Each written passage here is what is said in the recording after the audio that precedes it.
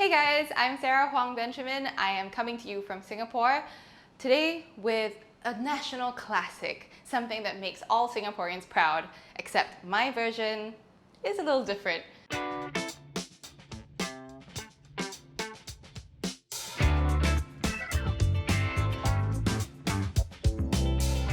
I'm gonna show you my Hainanese-inspired chicken rice don. You heard that right? Japanese style chicken rice. Two of the most favorite things of Singaporeans, chicken rice and Japanese food. And I've put them together, so you're welcome. Like all of my cooking, this is not authentic. Usually, if you're making proper Singapore-style Hainanese chicken rice, you need a big pot of water so that you can poach the chicken just so it's perfectly cooked, it's tender, then you ice it to make it nice and jellyish. You take that stock, you take chicken fat, you fry the rice with aromatics, and then you cook it in the chicken stock. It is maybe one of the world's best dishes. I vouch for chicken rice. If you're cooking for a crowd, try it out. Seriously, it's worth the work. But sometimes you just want that hit of Hainanese chicken rice flavor, because for me that is serious comfort food. And if you're just cooking for yourself or for 2 or 3 people, this is kind of a nice compromise. Any Singaporeans lurking out there watching this, I'm sorry. This is just so that we can get our amazing cuisine out to the rest of the world, okay? Stick with me. So instead of using a whole chicken, I'm using a boneless chicken leg, and this is really inspired by Japanese food. It's a very simple kind of Japanese pub dish. It's like a salted grilled chicken leg. So I'm just going to salt the chicken leg really generously on both sides, and then I'll leave it in the fridge. And what that does is it's basically brining the chicken. It's going to make it really flavorful, but also really nice and tender. Now the chicken is generously salted, so put it in the fridge for at least 1 hour. Overnight is best, and the flavor of the salt's really going to get in there. I love doing this because it makes me feel like a 90s cooking show, but here's one I prepared earlier. So this one has been brining for a few hours in the salt, and some of the liquid has come out of the chicken, just that extra watery stuff that we don't need, and the flavor of the chicken is really concentrated in there. So this chicken leg is basically just going to get fried. It's going to be nice and crispy and full of that really chickeny flavor. That's the chicken element of this chicken rice don.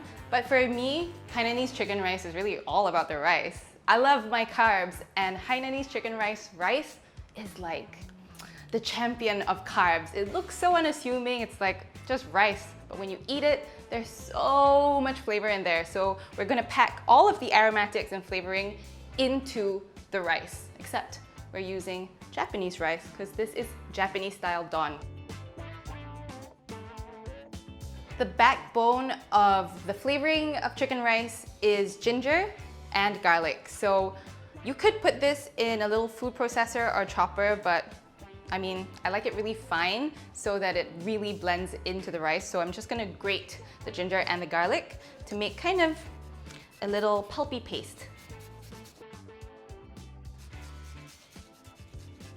That's the garlic and ginger paste sorted. So now the other aromatics are spring onion, a really long one, lemongrass, just a hint of that aromatic freshness, and then also pandan leaves, which really add that something that's very Singaporean and Malaysian to rice. But if you can't find these, that's fine too. So I'm just going to cut the roots off of the spring onion, and I'm just gonna add it whole to the rice later on. The lemongrass, just cut off the top bit so that it fits in the rice cooker. And then I'm just gonna use the heel of the knife. Be careful when you do this. Just lightly bash the lemongrass open to release the flavor. The 2 pandan leaves, I will just tie into a knot.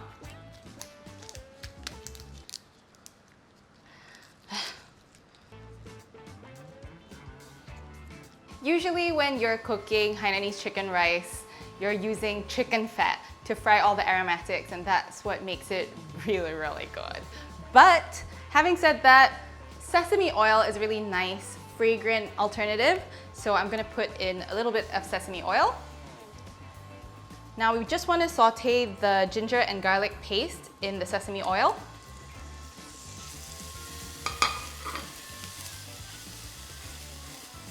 This is a really important step because we are basically going to toast the Japanese rice in the aromatics, and that makes the rice all that much more flavorful. So the good thing about using Japanese rice is that you can find no rinse rice, meaning you don't have to wash it. I think it's being pre-washed, so that can go straight into the pan.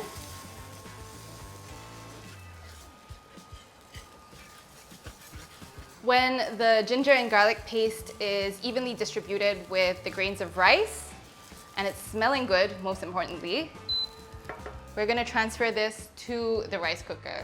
Yes, rice cooker, like any Asian, I'm not about to try cooking rice on the stovetop. A rice cooker does the job for me. So we'll just take this rice and put it directly into the rice cooker pot. I told you this was a shortcut, so there's nothing wrong with getting your chicken stock from a stock cube. If you have homemade, that's even better.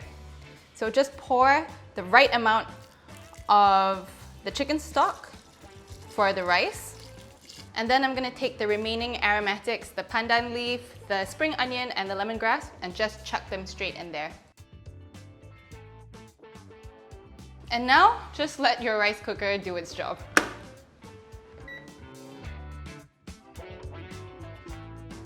There's no Hainanese chicken rice without sauce, and usually you get this triumvirate of sauces. You have a ginger sauce, a chili and garlic sauce, and then the sweet dark soy sauce. But I'm gonna put them all into one. This isn't traditional anyway. I don't have to play by the rules. So I'm gonna use a blender and basically blend all those flavors up into one delicious sauce. So the first thing is some calamansi, lime. I'm just gonna squeeze the juice into the blender. Some sugar to balance the acidity of the lime juice. In Singapore, people have full-on arguments about which chicken rice stall serves the best chili garlic sauce. So the chili sauce is serious business. I am just gonna add a little bit of heat to my sauce, and it's still gonna be as good. If you are averse to spice, then you can just reduce the amount of these bird's eye chilies or just leave them out completely. Some garlic cloves. This isn't really date friendly. If you're on a first date, you are gonna have a bit of garlic breath, but I promise it's worth it. Some slices of ginger, some dark soy sauce, and then we'll just blend this, and you can adjust the seasoning as you like according to what you taste. If you don't have a blender, you can also just kind of grate or chop up all the ingredients and then stir it together. That works too. The rice is just about done, so it's time to sear the chicken leg.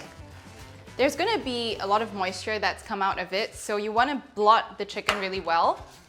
And at the same time, also remove some of the excess salt that's on there, because you don't want this to be too salty.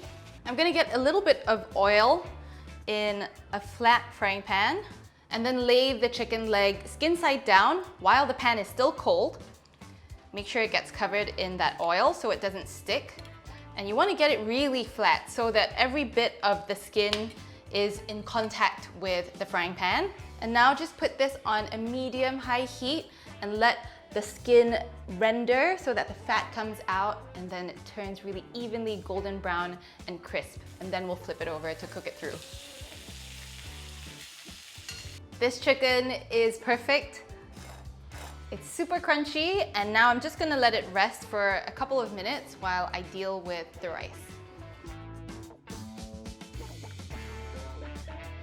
Just take out those aromatics like the spring onion, the lemongrass, and the pandan leaves. It smells so good. I'm so excited. Now here's my shortcut for getting that really unctuous chickeny flavor into the rice.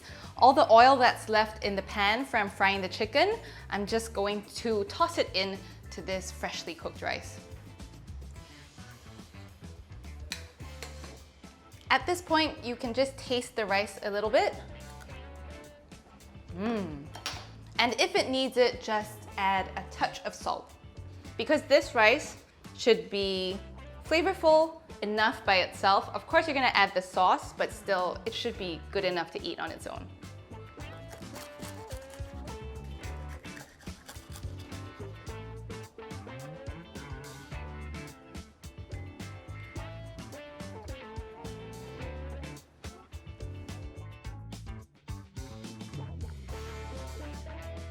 I know this is not traditional, it's not authentically Singaporean, but it's still a beauty. You've got your crispy chicken skin, the meat inside is super juicy, each grain of rice is coated in all of those flavorings, the chicken oil from frying, and the last and final touch is a drizzle of that 3-in-1 sauce that we made earlier. This is the Singaporean equivalent of being really basic, but I have to admit that the dish I miss most when I'm outside of Singapore is chicken rice. So this is my comfort food, but taken up just a little bit of a notch, and I am ready to dig in. So good. Seriously, so good. Well done. If you haven't already, don't forget to like, subscribe, and follow Pepper. And if you want more interesting takes on comfort food like this, follow me at Sarah Huang Benjamin.